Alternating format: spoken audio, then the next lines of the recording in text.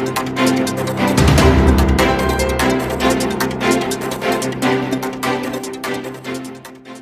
magnitude 5.0 earthquake near Kamchatkataagy Petropavlovskaj, Kamchatka, Russia, was reported only 18 minutes ago by the German Research Center for Geosciences, GFZ, considered one of the key international agencies that monitor seismic activity worldwide. The earthquake occurred at a shallow depth of 10 kilometers beneath the epicenter in the evening on Friday, November 18, 2022, at 8:33 p.m. local time. The exact magnitude, epicenter, and depth of the quake might be revised within the next few hours or minutes as seismologists review data and refine their calculations, or as other agencies issue their report.